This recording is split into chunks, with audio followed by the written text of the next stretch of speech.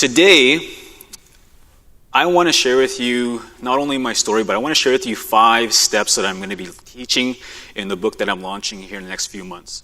And these steps are things that have helped myself and the students that I've had a chance to mentor to essentially take where you are right now, regardless of where you are in your life right now, if you're a student, if you're a faculty member, and go to where it is that you want to be in the future, whether it's a year from now, 5 years from now, 10 years from now, and so on. So I want to give you some ideas, and I want to plant some seeds here today. So all that I ask from you is that you listen in the next hour with an open mind and think about the thing that you really want to achieve with your life. Chances are most of you in this room are going through something right now, and if I were to come up and ask every single person in this room, I say, what do you see yourself doing in 5 years? You might tell me something that might be a lie, or it might be a truth. But chances are you're not doing what you're setting out to do with what you really want to do with up here. Most people are working 9-to-5 jobs that are literally making them sick. People are living lives of not going after what they should be going after because they haven't made that decision. So I'm going to share with you a story of how I grew up in circumstances where I shouldn't even be here today. Okay, I grew up in poverty. I grew up a single parent by my mom on my Sweetgrass First Nation, and so on. Before I get into that, though, I also want you all to think about your own stories. If you were to strip away this building here today, okay, we got this beautiful facility that we're in here today. If you were to strip it away here today, you wake up tomorrow, same thing happens in your home, you have nothing, you wake up tomorrow, and you're laying in bed naked. You don't even have a bed. You wake up, you don't have anything. Up until this very point in your moment, when you wake up, you have nothing. What do you have? You have 2 things. Number 1, you have the gifts that make you awesome that have allowed you to be here in this room here today. Your gifts, your talents and abilities. Number 2 is the story that you've had ever since you, from birth up until this present moment. 2 of the most powerful things that you have right now. You take away everything, that's the 2 things that you have here, okay? So I want to take you back to thank you very much for the introduction. All that stuff happened because one day I had to make a decision, and that was a hard decision for myself and for my family. I'm going to backtrack, okay? Like most of you in this room, you have 2 parents, okay? I had 2 parents as well. In fact, I have my mom, I have my grandma who passed away, and in my grandma's time, my mother's mom, she had to dodge what they would call the residential school era, which was happening all across this country. So my grandma was one of the few people in her family that was somehow able to avoid the Wiggins that would come onto the First Nations communities and abduct children from their homes. So she was one of the only kids from her family to do this, to be able to dodge those Wiggins that would come onto their community. Having doing so, she kept her language and she kept her culture. Very vital to the things that I was able to learn eventually. My grandma raised my mom in Sweetgrass First Nation, also carrying in those beliefs of culture, ceremony, the language, and so on. When I was born, I was born in North Battleford, Saskatchewan. My mom and dad were together, and my mom took me to this place called Big River First Nation. Big River First Nation, Saskatchewan, northern community, not so isolated, but it's in the north, and my parents are together, just like everyone in this room has 2 parents. I used to go at my dad's house, and I used to witness my parents arguing, and I used to wonder what was going on in their relationship, even though I was just a kid, 5 years old. One day, I noticed that as I got dropped off at my house, okay? It was a nice summer day. I got dropped off my house at the end of the road over here. I got dropped off, and as I got closer and closer to my house, which is at the end of this theater, I noticed that there was a pickup truck parked in front of my mom's house. And my dad wasn't home at this time. He was out on the Powell Trail doing his own thing. And when I got closer and closer and closer to the house, I noticed there was a pickup truck I'd never seen before. And my mom was grabbing all these garbage bags, these boxes, and throwing them inside this back of this pickup truck. And I was like, what's going on right now? Are we going on a trip? And as I got closer to the house, I said, hey, Mom, what are you doing? And she said, Kendal, go in the house, grab your bag. We're going to go somewhere for a while. Pack it up. So all I had in my possession was a little Ninja Turtles backpack. And my son has that same backpack to this day. So it's still in, okay? Ninja Turtles is still in. So I put all my toys in this backpack, and I threw it in the back of that truck, and I was like, yes, we're going to go on a vacation. We're going to go somewhere. We're going to go to Prince Albert. I don't know where we're going, but we're going to go somewhere. And I jumped in the pickup truck, and then I did not know that was the day my mom left my dad. Because from that day forward, my mom took us to Prince Albert. We stayed at her best friend's for several weeks. Then we were homeless. So we ended up in women's shelters in Prince Albert, Saskatoon, North Battleford, and so on. And then one day, as I was sitting at these fluorescent lights in this one building, just playing with toys, wondering where we're going to go tomorrow, my mom got a phone call from my grandma. In our language, we call her grandma's kukam. So my kukam called my mom, and she said, how are you guys doing? This is all happening in Cree. They're speaking in Cree to one another. And my mom said that we were basically homeless and we didn't have a home. We were living in these shelters right now, and my mom was trying to leave my father. They had a very toxic relationship. So my kukam, with the kind, generous spirit that she had, said, why don't you come live with me in Sweetgrass? So from that day forward, my mom packed us up again, and we moved to this place called Sweetgrass First Nation. In Sweetgrass, my kukam lived on this nice little hill, little one-bedroom house, okay? On top of this hill, she had a one-bedroom house. The very first day walking to this house, I was like, awesome. I'm at Kukum's house. She's making soup and bannock for us. It's amazing. I miss my Kukum. And the very first night, my Kukum slept in the room over there. That was cool. But she also had this couch in her living room. So she had a couch right here. My mom slept on this couch. I slept right beside my mom right here on the floor. My sister Kendra, my sister Farah, and my baby sister, Mersha, was just an infant still, so she was sleeping with my mom and beside me. So I'm the oldest of 3 younger siblings. That happened for several months. From grade 1, I was going to this school called Sweetgrass Elementary School. Going to the school is, another day on the res, going to school. Grade 1, grade 2 comes around, and my mom started to notice something about my behavior. And I went through a phase where most people go through it. They either go through it as an enforcer or they go through it as a victim. I went through it as a victim at this time, and it was called bullying. I'd come home on the bus with dry, red face, dry tears, and my mom finally got out of me, Kendal, what's going on on the bus after school? I had to explain to my mom that I was getting bullied on the bus. I was a very tiny kid, couldn't defend myself. So she took me out of that school, put me in a different school. And this is the very first time in my life that I really had to get outside my comfort zone. And I'm going to talk a lot about that in this whole 45 minutes here, is how essential it is to get uncomfortable all the time. So the very first time, grade 3, I walk into the school and I noticed I was different. I was one of the few First Nations kids in the school, and I walk in here and I was just terrified. I knew that I had to adapt or I would not fit in, okay? And I chose to adapt. So what I did was, I would sit there just like everyone in this room is sitting right now, and you're using your ears. That was one thing I was really taught as a young age, was just to shut up and be quiet and listen, right? So I would use my ears the first day, the second day, third day, fourth day comes around, and I approach some kids at recess. All these kids are farmers, okay? And I come up at recess where they're kicking the ball back and forth. And as I try to, get in there, kick the ball back and forth, I say, hey guys, how are your crops doing, man? How much rain you get last night? This is the kind of stuff they were talking about, right? So I had no idea what I was talking about. But I was doing everything I could to adapt to these kids. Guess what? It worked. I made some friends at recess, grade 3, grade 4, we're playing soccer all the time. Grade 5 is the time when my first company, Nietzsche Gear, that's where it was born, in grade 5. Grade 10 years old. And in grade 5 was when I had met my best friend. Everyone in this room has a best friend, right? So my best friend just happened to be a kid that wasn't even from Canada. Him and his family came from South Africa, came here. His dad was a doctor. They lived not far from the town of Cutknife where I'd been going to school. And we became best friends. Every single day at recess, we'd be kicking the ball back and forth. He was the only kid out of this entire school to ask me a simple question. And this question was, Kendal, why aren't you playing soccer after school? I had to explain to Johan at 10 years old that bus parked outside this school. Right? You see that bus I said, Johan? That's my only ride to and from Sweetgrass. We don't have $50 to pay this fee. I don't have soccer equipment. We're growing up on welfare and so on. So he wasn't used to hearing that. The very next day,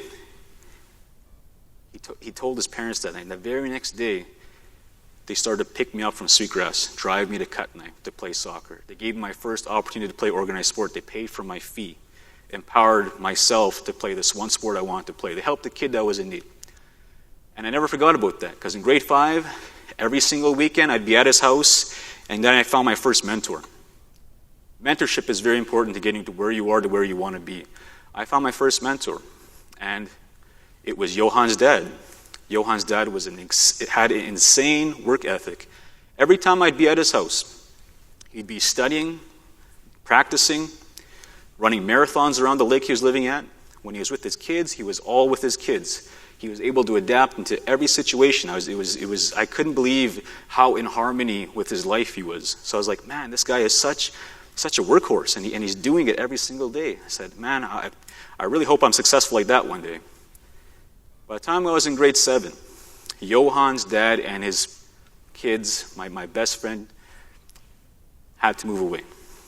And when you lose someone like that, especially my ride to play soccer, it didn't feel good. You know, you have a tight chest. You know, when you lose someone or you lose a friend, it's not the best feeling in the world. So in grade 7, I was wondering if I was ever going to play soccer again. Before they moved to Saskatoon, which was over 2 hours away from our original location, before they had moved away, they gave us something. Who in this room knows what I'm talking about? If I said a 1986 Crown Victoria, please put your hands up. All right, so it's like as big as that screen, right? Those massive vehicles, right? So they gave us a 1986 Crown Victoria, burgundy red, no hubcaps, built for the res, and they said, you know what? Here's a gift. They seen that my mom was doing everything she could to get me into sports, my sisters into sports. So they impacted my whole family. Grade 8, grade 9, playing more sports. Grade 10 comes along, and I meet my second mentor. In grade 10, I chose to go to a different school again. I went to this place called North Battleford, John Paul II Collegiate. I went there for one reason, was to maximize my gift. Like I said, everyone has a gift. Mine was sports. At the time, I wanted to play more sports. So I show up in a big gymnasium like this. And the very first tryout, I'm like, I'm going to try out for the sport volleyball. My mom plays volleyball, my uncles play volleyball, my cousins play volleyball. I'm going to try out for volleyball. So I walk into the gym, and you ever been scared before? You walk into a new place and you kind of get butterflies, right? And I walk into this place and I was like, oh, what did I get myself into? Because everyone's screaming at the top of their lungs during this whole tryout, and I was this shy little kid from the res who couldn't even peep a word. In fact, I used to sit in the back of the room, every classroom. I wouldn't say much. I walk into this gym and everyone's saying, I got it, ball. And they're diving, they're screaming, they're giving each other high fives, they're shaking each other. All this kind of stuff's going on. I'm like, man, what did I get myself into? And I convinced myself, just like most of you in this room have done with your lives, that I shouldn't be here today. Why am I here today? Why should I even try for this thing? Why should I even apply for this thing? We convince ourselves to not do things without even trying it. And at the end of those 2 hours, I convinced myself in the back of my mind that I was not going to make this team. So I was walking outside the exit sign with my backpack, trying not to be noticed, and the teacher, his name was Doug, he said, Kendal, come here for a second. And he pulled me off to the corner, and he said, Kendal, good job today. I see a lot of potential in you. I want to work with you. You might not get a lot of playing time this year, but I want you to stay on my team. I see a lot of potential in you. Up until this point in my life, in grade 10, I told you, my mom single-parented us. She did everything she could to be my mom and dad. I grew up with females my whole life, okay? I didn't have any male cousins to hang out with, to kick the ball around. So here is a guy, other than Johan's dad, that said, I see potential in you. Powerful words. I committed myself to his team. He was my mentor. He convinced me, he would compliment me during school hours. He would encourage me to think about beyond grade 12. And when grade 12 came around, like everyone goes through, I was in a situation where, what do I want to do with the rest of my life? Some of you might be going through that right now. What do I want to do with my life? Am I honestly satisfied with my life right now? We become part of what we're around, okay? If you're conditioned to think a certain way, it's because of the surroundings around you, right? The people around you, the people you hang out with, and the people I was hanging around with was on my res. So on my res, there's no economic development. So I was taught not even to think about post-secondary going to the university. All I seen were my role models building houses a couple a year. And I said, I could probably do that too. I'll be a carpenter. That's how big my goals were. He said, Kendal, I want you to apply to university. I could see you become a teacher one day. I threw in an application just because my mentor said to, and I waited. I get this letter in the mail, and this letter says, sorry, we cannot accept you. Right? You guys ever been rejected from something before? Right? It's not too fun, right? You get that rejection letter, and I got that letter, and I'm thinking, man, what am I really going to do out with my life? Right after I graduated, like 2 weeks before the graduation ceremony, everything was done, I get this phone call, okay? And sometimes things will happen in your life that will try to steer you in a certain direction. You'll get a phone call, you'll get an email. Someone might actually do something that's just a random act of kindness. It's setting you up for something, okay? And this happened to be one of those days. I didn't know this was all happening because I got a phone call from this coach. His name was Trent Mason. And he's like, Kendal, I've been watching you. I've been watching you play through high school. I'm going to this college in Alberta. I'm going to be a coach there. I want you to come play on my team. I was like, I just didn't get into university. How can I expect to get into college? Kendal, you only need a 60. I'm in. So I applied, I got in, I moved away 9.5 hours away from my res, packed up my little vehicle, a little 98 Dodge Neon, packed it up. My dad gave that to me as my graduation gift. I was so pumped up. And I went to Fort McMurray, Alberta, where most people went to work in the oil fields at the time. So when I was going there to go to school, people laughed at me, right? So I went there the very first day. Again, whole new setting. I had to learn how to cook for myself, how to look after myself, just like when you go start at Waterloo University, Wilfred Laurier University, your first time leaving home, some of you, and you have to look after yourself. I wasn't good at that stuff. I had to learn all that stuff on the fly. Just like starting a business, just like getting into other fields, you have to learn stuff on the fly. If there's anyone in this room who ever wanted to start a business, I want to tell you something. You can learn everything that you can in a business school, but most of what you're going to learn is on the fly, okay? I don't have a business degree. I've started several businesses, and everything I've had to learn along the way, from mentors, from people who are smarter than me. So after the first year of Keynote College, second year, I went back. I was a team captain. My knees were beat up. Like, I could barely walk up those stairs without almost using that handrail. Like, they called me old man, the whole team. I had to ice my knees after every practice because every day I was jumping, training, and all that kind of stuff. So I said, I need to make a new goal for myself, just like all of you are thinking about your goal right now. What do I want to do? I applied back to the University of Saskatchewan. Guess what happened this time? I got in. But I had got into a program that I never applied for after grade 12. It was just the arts and science open general admission, taking some classes. I really wanted to become a teacher. I wanted to get an education. That's what I got rejected from. But I settled for arts and science.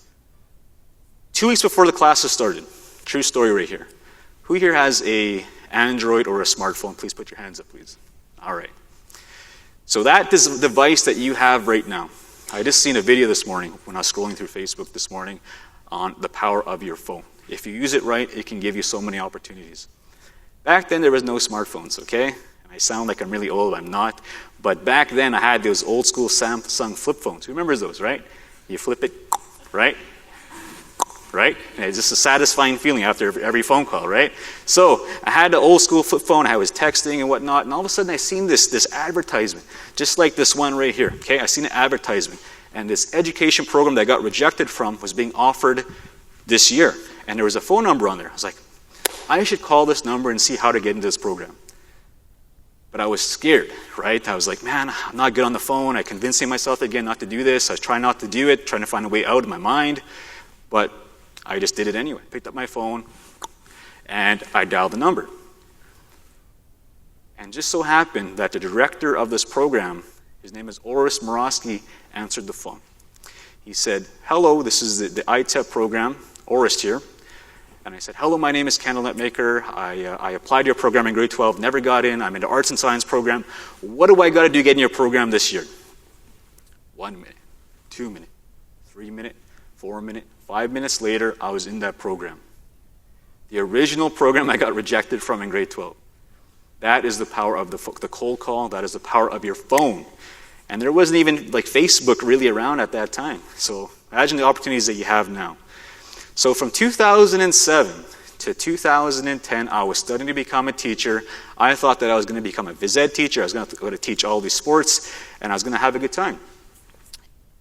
In my last year of university, I went back and I was like, you know what, I'm going to get a combined degree. I'm going to go one more semester. I'll be done in spring 2011. During that time, I again seen another advertisement in university. We want to see your big business idea. We want to see your ideas. We want to see you pitching these on stages like this. And the thought of even getting up on a stage like this was terrifying to me. I was always the shyest kid. But I did have a business idea. My idea was to create a brand, a clothing company, that would give back to kids that were once like me. Give a portion of those profits back to kids who were once like me who could not afford to take part in sports. That's all I had. So I showed up to the workshops. I sacrificed some weekends. I had to write a business plan. Had no idea how to write a business plan. So when you don't know how to do something, here's a tip. You find someone who knows how to do it. You take them out for coffee. This is what I did. This is the year the iPad first came out, the very first year. Couldn't afford that either, but I had a notepad and pen, and I said, hey, if you don't mind, I'd love to take you out for some coffee to Tim Hortons. Couldn't afford Starbucks yet. So I'd take them out for double-doubles or for some tea, and I would sit there with a notepad and pen and take notes. Soon after that, I was able to create a business plan, bought some business plan software. I entered into all those competitions. Then I got these phone calls, which scared me because they said, Kendal, you're a finalist, you're in the top 3, top 5, and you have to pitch your business. I was like, oh my goodness. My most terrifying thought is getting up and speaking in front of people. So I said, okay, I'll do what I can. So my very first competition, I was in the back, there was like curtains back here. And I'd be in the back just doing jumping jacks, doing push-ups, just like a volleyball warm-up. I'd get up out here, my heart's racing, I have sweat coming down my face. My heart's just pounding. I'd probably hear that from the mic. And I did my pitches, and I did my thing. And the only thing that separated me from everyone else that were doing these things is I did one thing. I told my story, just like I told you up until now. I told my story. I was vulnerable. I was authentic. And everything I'm telling you is a real-life story. And guess what? That's how we learn. That's how investors want to hear, what's your story? How did you get from here to where you want to go? Now, how do you plan to do this? Tell me your story. How did it all start? You apply that to a personal brand, to a business brand. That's where the magic happens. So I showed up to those things, and guess what? We were able to win some money. I had some startup cash, and I started buying T-shirts. I started buying hoodies of putting the Nietzscheger logo, putting that logo in the corner on all these T-shirts, and I started selling them out of my backpack on campus. I was getting all my buddies to buy this stuff, buy my T-shirt. If I had sold a T-shirt to you for $20, this is how I reinvested back in my business. Pretend I sold you all the shirt, okay? Or I only sold you a shirt this morning, okay? So I sold you the shirt. That might cost me $10, but I sold it to you for $20, okay? Now, after I sold that shirt, I have $20. Now I buy 2 more T-shirts, sell those 2 T-shirts, buy 4 more, and so on. And I kind of just reinvested all the money back in. So I wasn't paying myself. People think entrepreneurs are living these luxury lifestyles, but you can't get there for many years unless you grind it out until maybe one day you're making a profit. I wasn't making a profit. I was lucky to keep this business afloat. So this is all happening out of a 1-bedroom apartment in Saskatoon, apartment number 203-411 Tate Court. And my son, who was born on April 3rd, 2011, that night he was born. Okay, I remember us sitting in the hospital. Rachel was holding him in his arm. I was sitting there. I was finishing my first Nietzscheger business plan, and I remember pressing enter right before midnight. That was the business plan that I won us those competitions. Now my son was about 8 months old, and he was crawling around the apartment around boxes of T-shirts and hoodies. People were coming to that same apartment, number 203, and going, and I'd run to it, and I'd say, hello, this is Kendal, Nietzscheger too. Oh, this is Nietzscheger? I'm going to come on up and buy some. Okay. They'd come up to the second floor, they'd come into my apartment, and they'd buy out of my closet. So I had a closet that was my first, I guess, retail, my retail store, okay? I say, hey, come on in, right? And they'd buy all these T-shirts and hoodies. I did my best to have as many matching hangers in there and everything, and people would come and buy my stuff. And I was like, man, we're really onto something here. See, this brings me into another point I want to make here. When you make that decision of whatever it is that you want to do with your life, if you don't give it 100% attention, it's not going to go to where you want it to go. So in 2012, a month before 2 months before 2012 came about. I was finishing up a contract. I was doing this part-time each year, and me and Rachel found ourselves lining up in the social assistance line in Saskatoon with our son Keanu in a carrier. And we were walking through it, did the whole process, felt like crap. And I remember going through that whole thing thinking, I don't want this to be us. And I was just so ashamed through this whole feeling because I grew up like this. And now I was going to raise my family through this, and I didn't want to do that. So after that whole process, we just up and left. We're like, okay, I'm going to find a way to do this. We went back and had a conversation with Rachel, and I said, Rachel, I have a business here that I really want to go after. This is the hard conversation. And if I don't give it 100% here today, it's probably not going to go anywhere. I need your support. I could tell she thought I was crazy, but she didn't say it. But she supported me, okay? That's very important. You need to have support. So in 2012, I took everything we made from that one-bedroom apartment. I started to open up a small little office not far from our place downtown Saskatoon. And that was my second store, was that little 100-square-foot office. We opened up. People off the street were coming to buy our stuff. Things were going well. Then we got this phone call again. We had entered a competition in a local mall in Saskatoon, and they said, Kendal, you had won a kiosk. 3 months rent-free, you just got to staff it. I was like, man, what an opportunity. Because a kiosk costs about $1,500, most kiosks across Canada, $1,500 a month or 15% of your gross sales. Most people want to hit the gross sales. So if you make, I don't know, 20,000 sales, what is that, $3,000 a month roughly, you're paying in rent. So I was thinking, man, okay, I got to capitalize on this. We're going to take everything from this little apartment, put it on this kiosk. My very first employee was double my age, and people thought she was my mom.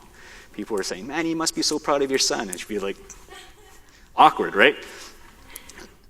So that was my first staff, and we put all these things on there. The very first 2 weeks, we almost sold out of that kiosk. I was so unprepared. So I had my screen printer laid up at night, printing our T-shirts for us, and making sure that we had enough stuff to put on this kiosk. After those 3 months, we had generated over $50,000 in sales. Now we had more stuff to work with here. So we put that back into the business. We opened up a store just steps away from that original kiosk. Now it's a 500-square-foot store, still very small, but much bigger. And people are still coming to buy our stuff. Then we're like, okay, we're going to make an online store. People are asking from as far as Waterloo, Thunder Bay, Toronto, and so on. And we're like, okay, we need to put our stuff online. So we open up an online store. Then we're like, hey, let's do pop-up stores, short-term rentals, 6-week rentals. We'd go into these different cities, and we'd open up a store in one of their vacant stores, and we'd pop it up for 6 weeks. Remember, our first December 2012, we had a pop-up, the store that we moved into, and our online store, which was barely making any money. And we did over 105,000 in sales with that 1.5 store. So we had something very unheard of for a 24-year-old entrepreneur who's First Nations, who had to go through what I went through to be able to say that happened. So we started to turn some heads, and people were starting to take us more seriously. In 2014, we had over 30 stores carrying our brand. We had more stores that we worked with. We did our online store was increasing, and something happened. I went through this thing that a lot of people go through, and when you work really hard and you don't look after yourself, what happens? You burn out. You hurt yourself. You can get really sick. And for me, that happened in 2014. I found myself thinking, how long can I sustain this by myself? Because I don't have any investors, right? I'm a solopreneur. I have some staff, but I found myself going from this city to this city, driving to this city, grabbing a burger, grabbing a coffee, and I wasn't looking after myself. Then in 2015, I had to make a big decision. And that decision was I need to start focusing on myself. I now have 2 children. My girl Kaylee was born in February 2014. So I have 2 children now, and I'm thinking, I really got to start focusing on what it is that I want to do with my life. So this brings me in to what I want to be leaving with you here today, and the teachings that are going to be put in the book that I'm launching here in a few months. And the title of the book, actually I'm not going to tell you the title yet. You're going to have to wait for that. But these 5 steps to succeed in life and business are in there. These steps that I'm going to teach you here today are the steps that I've taught to all the students that I've mentored and have been taught to me from my mentors as well. So the very first thing I want to tell you is that the first step of the 5 steps here is every successful person I met has made a decision of what it is that they want to do, okay? You look at people like LeBron James, Kobe Bryant, Tony Robbins, all the greats out there, the Denzel Washington, they all made a decision one day that they're going to be great at one thing, okay? I told you all have a gift in this room, okay? In 2015, I had made a decision for myself. I said, you know what? I'm going to become a speaker. Because at this time, people were asking me to go tell my story. I used to think no one cared about my story. And people were saying, Ken, we want you to come tell your story, your entrepreneurial experience to our high schools or universities and so on. I was like, okay, I'll come do it. And it became more than that. Corporations started to ask me to go to big events. WeDay started to ask me to go out. And I was thinking, we're on to something here. There's more something brewing here. So I need to make a decision here. I can't. But when you make that decision, you have to give up things. So whatever it is that you want to do with your life, you have to decide what it is that you want to do. If you don't make that decision, just like I decided with Nietzsche gear, it wouldn't have became what it could have been. Okay? So whatever it is that you want in the back of your mind, you have to decide what it is that you want to do. This is how you know it's the right decision. It's an obsession. If you made a decision and it's all you think about, it's probably the right decision that you made. If there's something that keeps you up till 2, 3 a.m. at night, that's the thing that's waiting for you. It's an obsession. I obsessed about becoming a speaker. I obsessed about Nietzsche gear on watching it grow. People used to think I was crazy. When I first started Nietzsche gear, I said, I'm going to become the next Lululemon. And people just laughed at me. I remember telling you that the first couple people I told is they're like, you really think you're going to become the next Lululemon? I was like, yep, I'm going to have stores just like them. Then we started pop-up stores just like them. We had our own branding. Guess what happened? Those same people became our customers. They walked into our stores buying the products that they once laughed at. That's what I'm talking about here. Make that decision. It has to become an obsession. It keeps you up late at night. You have a hard time sleeping. You're always thinking about it. It's a project. It's a business idea. It's where you want to see yourself in 5 years. It's an obsession. The last one is you have to stay inspired. What do I mean by this? I'll give you an example. This is the best way I can put it. In grade 10, I was in an auditorium like this, but it was in high school, right? And every new year, there'd be a speaker that would come in and motivate the students. And I was sitting in the back of the room, just like I said, I didn't like to be noticed. And there was a speaker that was talking about all the stuff that really felt like I was connecting with us. The whole time I'm thinking, yep, okay, I understand what you're saying. And my head was just nodding through the whole presentation. At the end of the presentation, I said to myself up here, I committed to this thing. And I forgot it over time. I said, whatever it is that I decide to do with my life, I might be doing something like that one day. But I forgot it. In grade 10, I decided already that I wanted to become a speaker. I went through life, trying things out, started Nietzsche gear, did other things, thought I was going to become a coach and so on. And it always brought me back to becoming a speaker. So that's why that decision is so important. You have to decide what it is that you want to do with your life. Brings me to step number 2. Plan, prepare, and expect to win. I got this from the legendary speaker Zig Ziglar. He is my mentor. He is no longer living. And I discovered his audio programs, and I just engrossed myself into them. What is plan, prepare, and expect to win? Well, once you make that decision, it's an obsession. You're staying inspired. If you don't have a plan, you can't really expect anything from the result that's positive, okay? Planning to win. What does that mean? Planning to win is writing down what it is that you want, writing down your goals. I'm going to tell you what works for me. You can adopt it if you like, okay? What I started doing is I started thinking about where I wanted to see myself in 10, 20 years, okay? And what I did is I wrote down exactly what it looked like. I said, okay, this is what I'm going to be driving, this is the kind of house I'm going to be living in, the neighborhood, the kind of audience I'm going to be speaking to, and so on.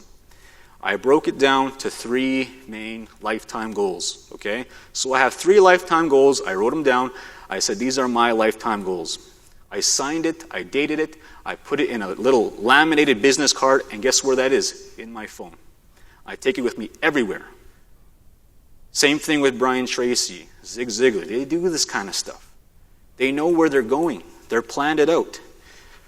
Preparing to win is the next step of that. You guys ever hear The Secret, right? You guys ever hear that, right? You read the book The Secret, watched the documentary. It's very similar. Preparing is your grind towards your decision that you've already made. You have so much faith in where you're going, you're watching it unfold. You're working every single day towards it. I'm going to show you something else that works for me. And it might freak you out. It freaked me out. A year ago, 13 months ago, we were living in a duplex in Saskatoon. And I started to learn about this stuff I'm teaching you and beyond. And I started to think, you know what? I'm going to apply some of these things to my life. I'm going to go online, find some pictures, and I'm going to say, you know, I really like that thing. I want that one day. I started putting them on my wall. I started putting the vehicle, the house, the audiences I wanted to speak to, the coaching clients, the online academy, and so on. And within weeks, I got a phone call from WeDay to speak in front of 15,000 people. Within a few months, about 4 months later, we got that house that we had always wanted. Everything was starting to unfold, and it was happening so fast. And then we got the car that we wanted. Like, things were starting to work out. So what I'm saying is, if you don't make that decision first and follow out with the steps here today, up until the plan, prepare, it's hard to find what it is that you want in your life and to attract it. See, when you see it every day, you see it on your wall, you see it on my phone, you see it in your emails, at your workplace, your vision board, whatever you want to call it, it becomes engrossed in your mind, and you always think about it. And what you think about is what you attract. It's kind of like if you're in a bad mood, you're going to attract bad mood people. If you're in a good mood, you're going to attract good mood people. You're going to attract opportunities. So this is what it's setting you up for. It's tricking your mind to attracting what it is that you want. Prepare to win. Plan, prepare, and the last one is expect to win. You've done those two things, it's already done. You've made the commitment. All that's left is to wait for that to unfold for you. It's the highest form of faith. If you've done all these things, you're going to get it. And it's already happened in my life. I wouldn't be telling you this if I didn't go through this already. I wouldn't be telling you this if my mentors didn't teach me this. I've applied all this to my life. I've shown my students. They've seen tremendous results. Number 3, turn your pain into gain. The best way I can describe this, okay, is to tell you a story that's not even mine. And when I'm telling you this story, I want you to think about what it is that you've gone through up until this present moment, okay? All the experiences, all the obstacles that you had to overcome, all the hardships, everything. Think about that right now, okay, when I'm telling you this story. Because those have happened for a reason, believe it or not. Even if you think that they're just the worst things to go through, they've all happened for a reason. Here's a true story about a young lady that I know. And this young lady is a young First Nations woman. And one day she finds a boyfriend. And just like everyone in this room, most of you in this room probably have a spouse or a boyfriend or partner, girlfriend or partner, and so on. And this young female found a boyfriend. She thinks it's love, right? It's love at first sight. Things are going well. You know, the honeymoon phase and all that stuff is happening. They're going on dates. Then one day she finds out that she's pregnant. And she's going to be having a child with her boyfriend. They move in together. They're getting very close. She starts to see signs unfolding of abusive behavior. She starts to ignore them until it becomes physical abuse, verbal abuse, emotional, and so on. And she still stays with him because she's going to have a baby and she feels like she has to stay with this guy. Then one day, he starts to hit her, starts to beat her up while she's pregnant. She runs away, comes back together. Well, then, August 9th, 2013, she gave birth to a beautiful baby girl, okay? And the men in this room don't know how difficult that is for females, especially if you have what they call a C-section, where they have to cut the belly open, take the child out, which what she had to do. My mom did that same thing for me. I had to come out as a C-section. So this young lady had to have a C-section, healing for several days in the hospital, gets let out, goes back to her home in North Battleford, moves in with her buddy, her partner again. Her partner, that night she got let out, decides to go on a drinking spree. Drug, high as heck, and comes back several hours later. And he walks into the bedroom that they're sleeping in. And he sees that his girlfriend and his baby girl are in there. So what he does next is just, I can't put words to it. But this is exactly what he did. He went up to him, picked up his baby in one arm. This guy's 6'7", by the way. Sees his baby mom right there and begins to beat her while he's holding his daughter, stomping her, punching her. She now has a concussion. There's blood coming from her nose. Beats up her legs so she won't run away. Goes back to the kitchen to find a weapon to finish her off with. As his back is towards her, she's on the ground right here trying to stay conscious because she doesn't want to black out. She's scared for her daughter's life. And as she's getting up, she sees that there's a door right there. And she can make a straight run for it if her legs will allow her to. As she was getting up to do it, she heard a voice in the back of her head and said, "No, not yet." And she got startled. So she waited for a few seconds, and then the voice came back and it said, "Go." She got up, she ran outside this door, went across the street, it's raining out, and she notified the neighbors, called the cops. They found her boyfriend, her baby, several blocks down the street, like nothing happened. He was just walking her like this in a carrier. Got arrested, but it didn't even stop there. Because this guy got one of those ankle braces right on his ankle, tracking him. And he has a court date. Then she finds out that he finds a way to get this ankle brace, this tracker, off his ankle. And he tosses it. Now he's a wanted fugitive across Canada. She's scared for her life with her daughter. What does she do? She checks herself into those women's shelters that I once stayed into when I was a kid.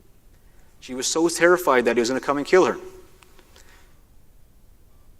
She was so terrified that she did something that most people would not do. And this is what she did.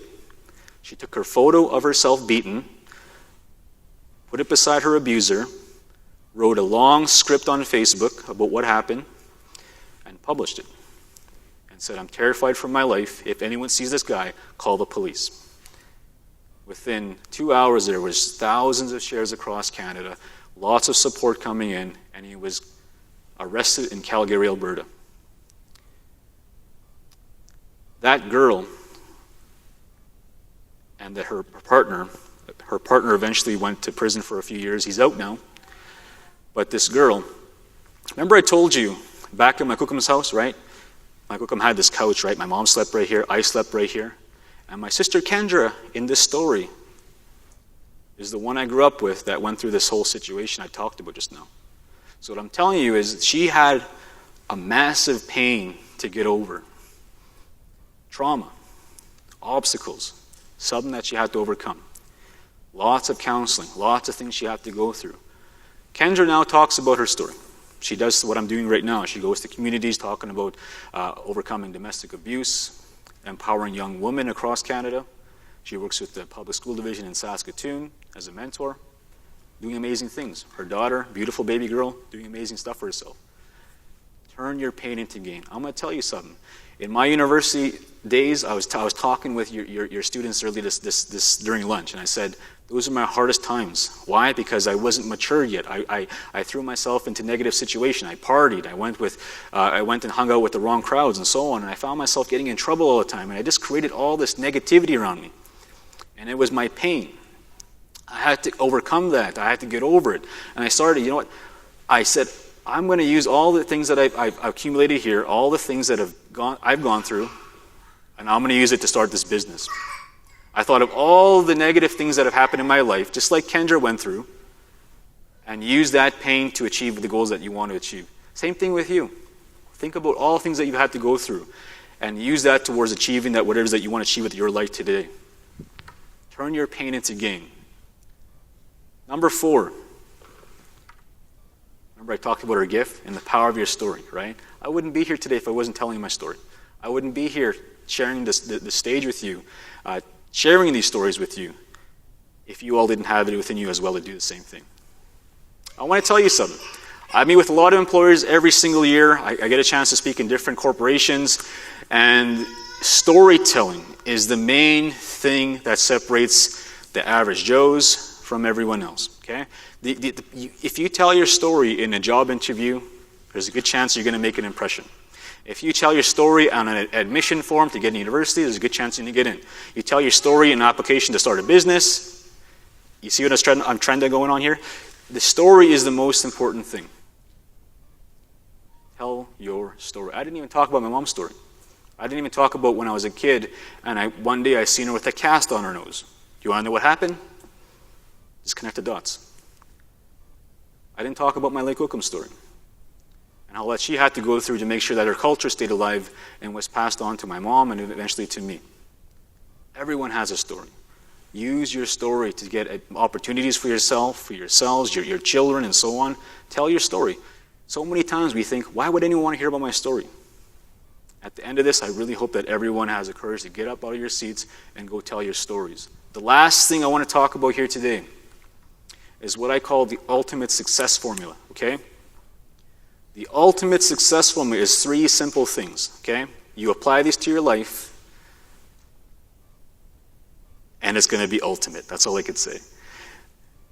Number one thing here I want to talk about first, okay? You have to be around, one of 3 right here, okay? You have to be around the right people.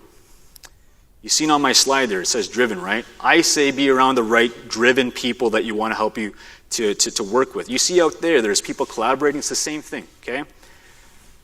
I was talking this afternoon with some of the students here today, and I said one of the hardest things I had to do was let go of some friends, okay? Let go of some friends, even family members. When I started my business, I had a whole bunch of friends around me. I started to have success in them. Guess what happened? They didn't really support me. And I had to realize the hard way that I had to start selecting new people to hang out with. And that was the hardest thing. Sometimes it's even family members.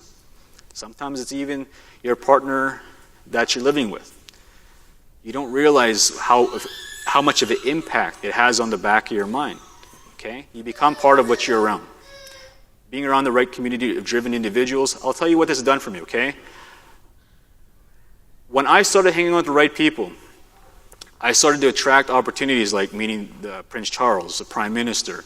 I started meeting people from Dragon's Den, Shark Tank. I remember I flew down to New York in 2014, and I was like, I want to meet with this guy called Damon John. And he's the guy from Shark Tank, FUBU, and I was like, I'm going to go pay his consultant fees. I'm going to sit with him for an hour. I'm going to learn from him because I want to do what he's doing. And I flew down there, learned what I had to do, and I continued to flow. Then what happened was I was like, okay, this is working very well, which leads me to number 2. So first one is you need to be around the first community-driven individuals. Number 2, people who are successful have access to the right information. Guess where it is? It's free. You can find it online. You can find it with other people. I want to tell you a story. In 2014, I was at a speaking engagement like this, okay? But it was in a high school. And in this high school, I was speaking, and I had just finished my presentation. This guy from the back of the room walks all the way to the front, and he's right at the front here, and he gives me this little sticky note. And he's like, Kendal, I want you to YouTube this. I grabbed the sticky note, put it in my pocket, didn't think nothing of it, and he went back to his seat, and he left. I never got a chance to thank him. I put that sticky note on my monitor when I got home, and it sat there for 2 months. Came Christmas, 2014. It was Christmas, and I had some downtime. I was hanging out in my office, and guess what? I seen that sticky note. So I was like, okay, what the heck? I'm going to YouTube this guy and see what it's about. And on the sticky note, this is what it said. It said, Les Brown, you deserve. And I YouTubed this guy, and I was like, man, this guy is really speaking to me. He's a motivational speaker, one of the best in the world. Guess what? I was hooked. I started learning from him. Zig Ziglar, Jim Rohn, Brian Tracy, and so on. I started buying online courses. I started going to seminars, workshops, and so on. Then 2015, after I made the decision to become a speaker, I went and I flew myself to Toronto. I started listening to Tony Robbins Live, Les Brown, and so on.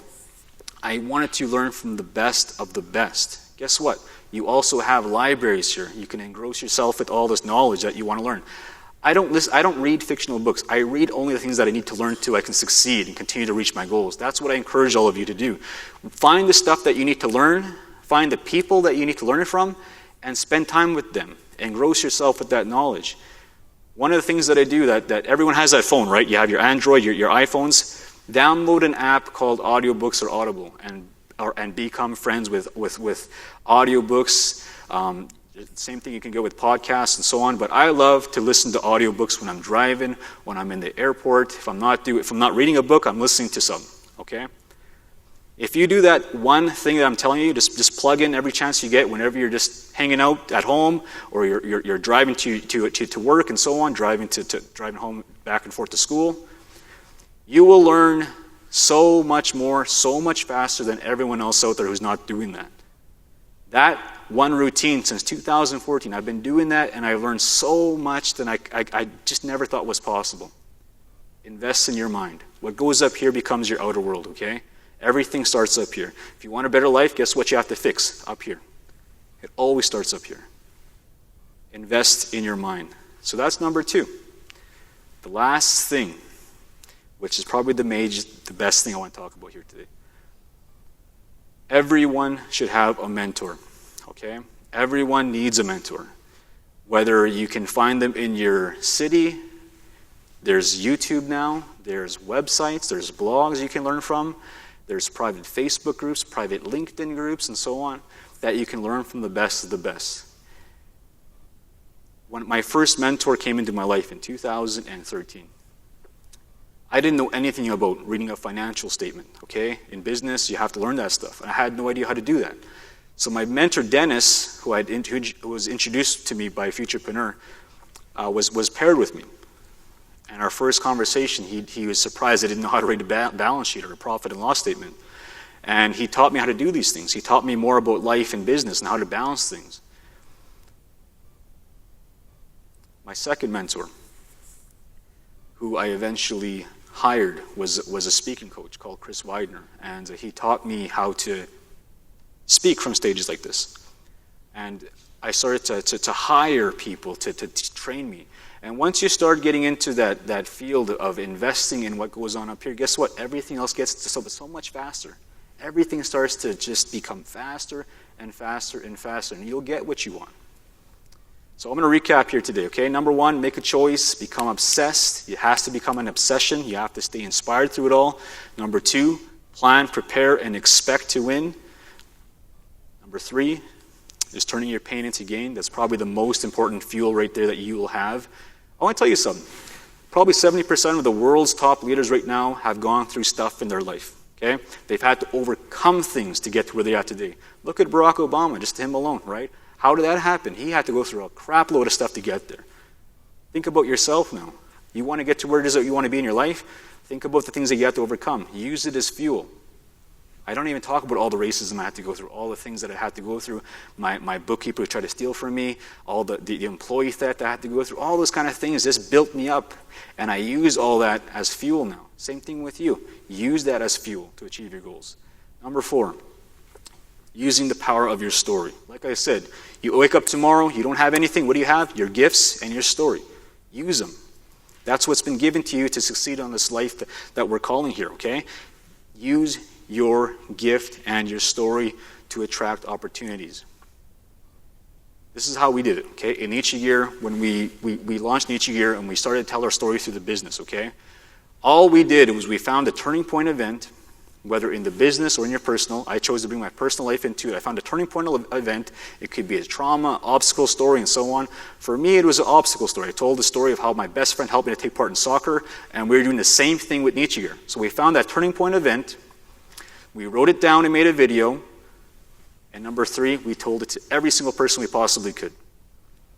When you do that over and over and over again, guess what happens? Your friends start telling your story for you. People you don't even know start telling your story for you.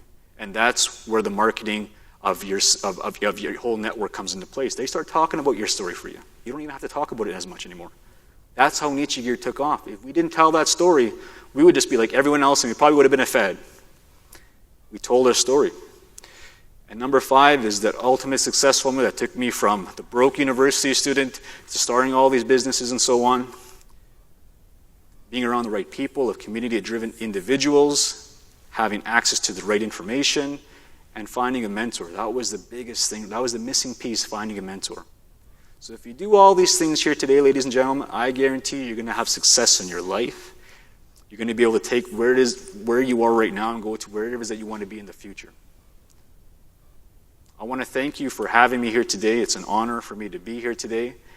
And I really look forward to launching this book, and hopefully everyone in this audience will get a copy.